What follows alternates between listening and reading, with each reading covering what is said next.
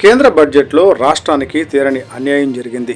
మాజీ శాసనసభ్యులు డాక్టర్ శ్రీ గోపిరెడ్డి శ్రీనివాసరెడ్డి గారు. పోలవరం ఇప్పుడు ఒక మంచినీటి చెరువు మాత్రమే. 18 మంది కూటమి ఎంపీలు ఏం సాధించారు? నరసరావుపేట వైఎస్ఆర్ కాంగ్రెస్ పార్టీ కార్యాలయంలో జరిగిన విలేకరుల సమావేశంలో మాజీ శాసనసభ్యులు శ్రీ గోపిరెడ్డి శ్రీనివాసరెడ్డి గారు మాట్లాడుతూ, ఫిబ్రవరి 1వ తారీఖున ప్రకటించిన కేంద్ర బడ్జెట్లో మన రాష్ట్ర కూటమి ప్రభుత్వం ఎంపీలు ఢిల్లీలో ఏపీకి చాలా మేలు జరిగింది, చాలా మంచి బడ్జెట్ అని గొప్పలు చెప్తున్నారు. కానీ కేంద్ర బడ్జెట్లో ఈ రాష్ట్రానికి ప్రత్యేకంగా ఒక్క రూపాయి కూడా కేటాయింపు లేదు. పోలవరం ప్రాజెక్టు ఎత్తు 45.75 మీటర్లు, అంటే సుమారు 150 అడుగులు ఉండాలని 2007-2008లో వైఎస్ రాజశేఖర రెడ్డి గారు నిర్ణయించడం జరిగింది. 150 అడుగులు ఎత్తు ఉంటే 194 టీఎంసీల నీటిని స్టోరేజ్ చేయడానికి అవకాశం ఉంటుంది. 150 అడుగుల ఎత్తు ఉంటేనే ఉత్తరాంధ్రకు కానీ రాయలసీమకు కానీ నీళ్లు తీసుకువెళ్ళడానికి సరిపోతాయని ఆ రోజు వైఎస్ రాజశేఖర రెడ్డి గారు ప్రాజెక్టును డిజైన్ చేశారు. కానీ నిన్న ప్రకటించిన బడ్జెట్లో పోలవరం ప్రాజెక్టు ఎత్తు 41.75 మీటర్లుగా తగ్గిస్తూ, అంటే ఇది సుమారు 135 అడుగులకు కుదించడం జరిగిందని, దీనివల్ల కేవలం ఈ ప్రాజెక్టు ఒక బ్యాలెన్స్ రిజర్వాయర్గా మాత్రమే మిగలబోతుంది. దీనివల్ల ఏ కాలువలకు నీరు వెళ్లే పరిస్థితి లేదు. రైట్ కెనాల్ మరియు లెఫ్ట్ కెనాల్స్కు నీరు వెళ్లే పరిస్థితి లేదు. పవర్ ప్రాజెక్టుకు పూర్తిగా ఉపయోగం లేకుండా పోతుంది. పోలవరం ప్రాజెక్టును పూర్తి స్థాయిలో ఈ ప్రభుత్వం నీరు కార్చింది. 18 మంది ఎంపీలతో మీరు ఈ రాష్ట్రానికి ఏం సాధించారని సూటిగా ప్రశ్నిస్తున్నా. R&R project package rockfill carbon డ్యామ్కు గాని 2017లో ఎస్టిమేషన్ ప్రకారం 57,000 కోట్ల రూపాయలు వేయడం జరిగింది.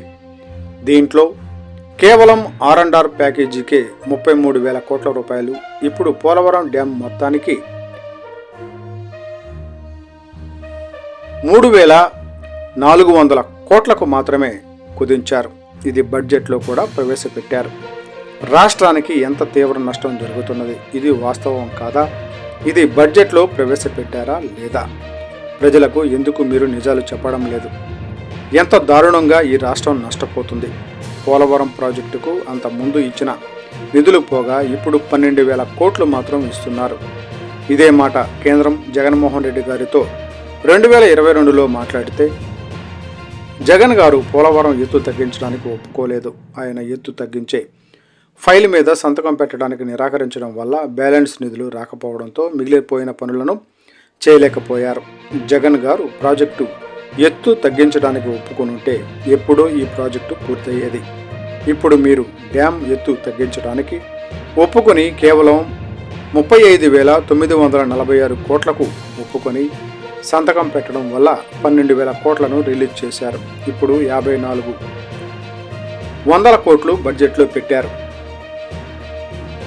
మన రాష్ట్రానికి జీవనాడి అని చెప్పుకుంటున్న పోలవరం ప్రాజెక్టు ఈరోజు నీరుగార్చే కార్యక్రమం చేశారు ఈ కూటమి దగ్గర. వీళ్ళు చెప్తున్నారే మాకు 16 మంది ఎంపీలు ఉన్నారు, ప్లస్ జనసేనకి 18 మంది ఎంపీలతో మరి ఈరోజు ఏం చేశారు వీళ్ళు అనేది ఏమి అడగలేదు. ప్రశ్నకి ఈరోజు చెప్పి ఏమి సాధించారని చెప్పి ఈరోజు అడుగుతాం. ఈ ప్రాజెక్ట్ కాస్ట్ అంటే ఈ ప్రాజెక్టుకి మొత్తం R&R ప్యాకేజ్ కానీ రాక్ఫిల్ కాపర్ డ్యామ్ కానీ ఇప్పుడు కట్టిన ప్రాజెక్టు విలువ కానీ మొత్తం కలిపి 2017లోనే ఎస్టిమేషన్స్ అన్నీ కలిపి 55,000 కోట్ల రూపాయలకి ఎస్టిమేషన్ వేశారు మొత్తం దీని ప్రాజెక్టు విలువ అంతా.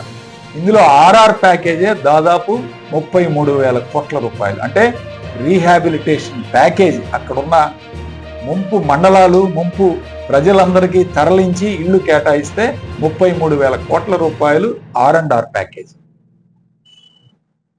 ఇప్పుడు ఈ ప్రాజెక్టు విలువ ఎంతో తెలుసా? 30,000 కోట్లకు కుదించారు. అంటే ప్రాజెక్టు మొత్తం విలువ R&R ప్యాకేజీ ప్రాజెక్టు మొత్తం కలిపి కేంద్ర ప్రభుత్వం ఎగ్జాక్ట్గా 30,456 కోట్ల రూపాయలు కుదించడం జరిగింది. ఇది బడ్జెట్లో కూడా మెన్షన్ చేయడం జరిగింది. అంటే ఈరోజు చూడండి, R&R ప్యాకేజ్ తగ్గించారంటే ప్రాజెక్ట్ డ్యామ్ హైట్ తగ్గించినట్టే. డ్యామ్ హైట్ తగ్గిస్తేనే వెనక్కి నీళ్లు వెళ్ళవు.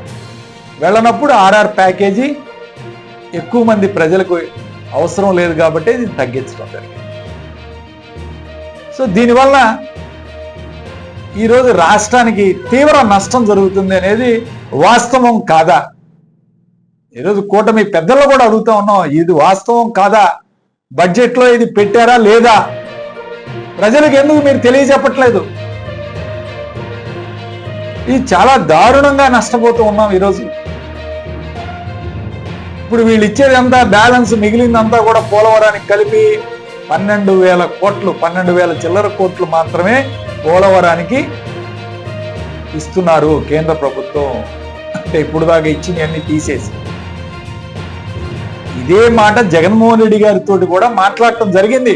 2022లో జగన్మోహన్ రెడ్డి గారిని కూడా మాట్లాడి ఇది సంతకం పెట్టండి అని అడగటం జరిగింది ప్రాజెక్ట్ ఎత్తు తగ్గించడానికి.